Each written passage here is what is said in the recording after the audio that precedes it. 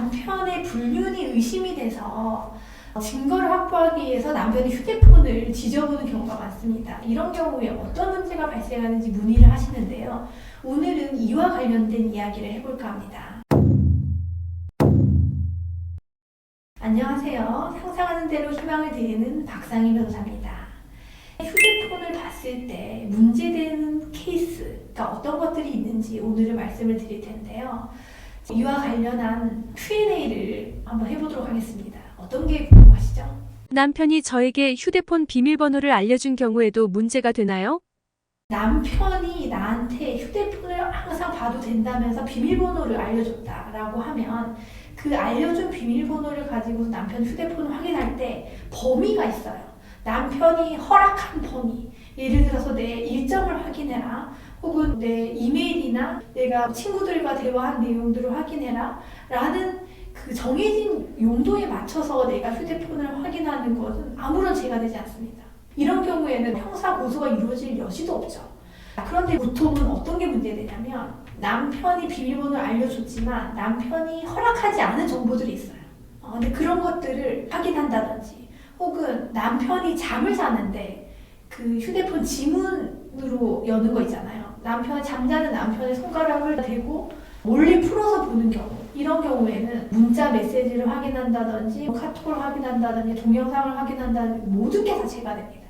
더군다나 이런 카톡 내용을 캡처한다든지 녹음 파일 같은 거를 내 휴대폰에 전송까지 시키잖아요. 그러면 또 이것 또한 또 다른 범죄를 구성하게 됩니다. 그러면 부정행위 증거는 어떻게 모을 수 있나요? 그래서 어떻게 보면은 부정행위 증거를 확인할 수 있는 가장 좋은 방법은 휴대폰이 가장 중요한 방법이 되거든요. 그래서 보통은 형사처벌을 감수를 합니다. 저희가 이런 타인의 정보를 열람하는 행위 자체가 형법상으로는 비밀침해죄. 비밀침해죄가 되게 되면은 3년 이하의 징역, 500만 원 이하의 벌금에 처하게 되고요. 그리고 이제 정보통신망보호법이라고 해서 이거는 형법상 비밀침해죄보다 조금 더 엄격해져서 이거는 처벌 수준이 더 높습니다. 이거는 5년 이하의 징역, 5천만 원 이하의 벌금. 그런데 이제 법정형은 이렇게 정해져 있다고 하더라도 대부분 초범이고, 그러니까 형사처벌 전력이 전혀 없는 분들이고, 그리고 이혼 소송에서 이걸 증거로 사용하려고 하는 거잖아요. 그럼 그 목적이 굉장히 분명합니다.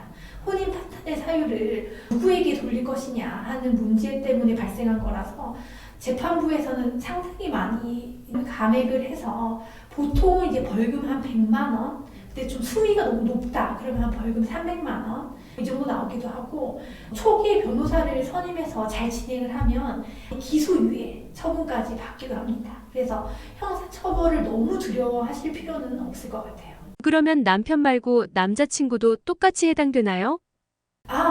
이거는 남자친구든 아니면 내 여동생이든 내 아들이든 모든 사람에게 다 동일하게 적용됩니다. 그래서 그 누구의 것도 함부로 타인의 비밀을 열람해서는 안 되는 거죠.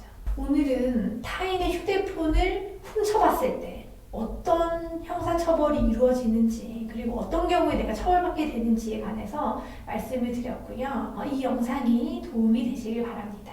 오늘은 여기까지 하겠습니다.